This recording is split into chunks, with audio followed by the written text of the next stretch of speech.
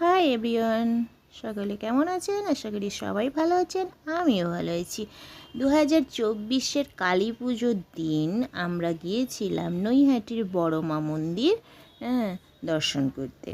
কিন্তু বাবা, যে ভিড়! সামনে দিয়ে গেলাম দেখব বলে ধাক্কায় আমাদের ঠেলে সরিয়ে দিল, প্রচণ্ড লাইন।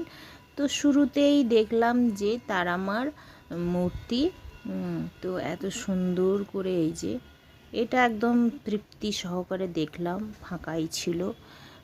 তো নিজেকেও একটুখানি কভার করলাম মায়ের সঙ্গে। তো এটা খুব ভালোভাবে দেখেছি। তারপরে আর একটা খুব বড় মূর্তি ছিল, কালী মায়ের মূর্তি, সে প্রথমেই আমি দেখালাম। এই দুটোই ভালোভাবে দেখেছি, মানে ওগুলো তো ফাঁকাই ছিল এন্ট্রিতে, মানে ওই বড় মা মন্দির ঢোকার এন্ট্রিতেই ওই দুটো মায়ের মূর্তি ছিল। আর বাকি কে যে কত রকমভাবে মায়ের একটুখানি মুখ ক্যামেরাবদ্ধ করার চেষ্টা করছে, কিন্তু কিছুতেই পারছে না। আমিও চেষ্টা করছি, ওই সাইড দিয়ে একটুখানি আমিও দেখলাম আর আপনাদের জন্য তুলে ধরলাম।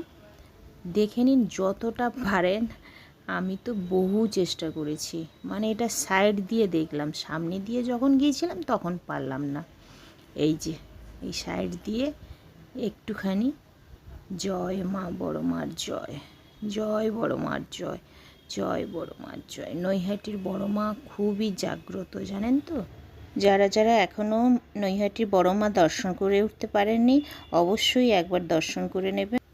মা সবার ভালো করেন, সবার মনোকামনা পূর্ণ করেন, সবার মঙ্গল করেন। মঙ্গলময়ী মায়ের মঙ্গল মূর্তি দর্শন করে আমার ভিডিওটি আমি এখানেই শেষ করছি। সবাই ভালো থাকুন, সবাই সুস্থ থাকুন, সবাই বলুন জয় বড় মার জয়।